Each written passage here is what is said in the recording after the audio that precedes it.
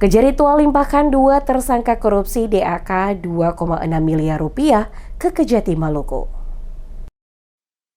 Kejaksaan Negeri Tual resmi menyerahkan 2 tersangka beserta barang bukti tahap 2 dalam perkara dugaan tindak pidana korupsi bantuan stimulan peningkatan kualitas rumah swadaya di Desa Tamngurhir, Kota Tual tahun anggaran 2019 ke Kejaksaan Tinggi Maluku, Rabu 11 Februari 2026. Kasus ini terkait pengelolaan anggaran sebesar 2,6 miliar rupiah yang bersumber dari dana alokasi khusus. Berdasarkan hasil audit Kejati Maluku, dugaan penyimpangan tersebut menyebabkan kerugian negara mencapai 1,4 miliar rupiah. Kepala Seksi Pidana Khusus atau Kasipitsus Kejari Tual, Yohanes Riki Fulubun, mengungkapkan bahwa dalam perkara tersebut penyidik telah menetapkan 4 orang sebagai tersangka.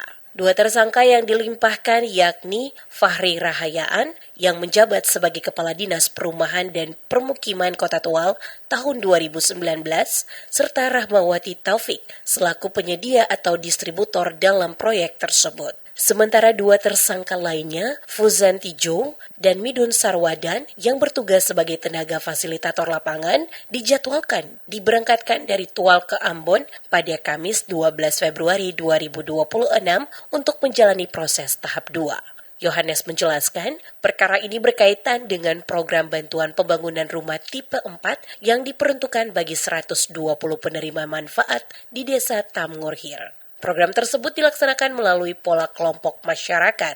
Namun, dalam pelaksanaannya, para tersangka diduga bertindak tidak sesuai kewenangan dan ketentuan yang berlaku, sehingga menimbulkan kerugian keuangan negara.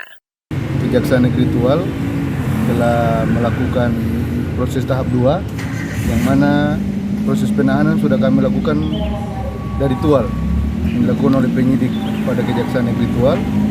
Dan kemudian hari ini kami menerbangkan 2 orang tersangka menuju ke Kejaksaan Tinggi Maluku untuk dilakukan tahap 2 atas nama FR selaku Kepala Dinas Perkim pada tahun 2019 dan penyedia atau distributor atas nama RF.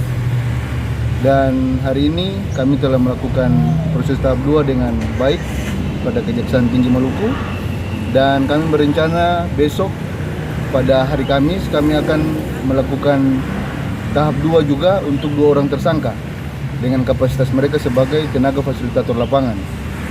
Berdasarkan hasil penyidikan dan perhitungan ahli, total kerugian negara ditaksir mencapai 1,4 miliar rupiah dari total anggaran 2,6 miliar rupiah. Kejari Tual menegaskan proses hukum akan terus berlanjut hingga tahap persidangan guna mengungkap secara tuntas dugaan penyimpangan dalam program bantuan perumahan tersebut.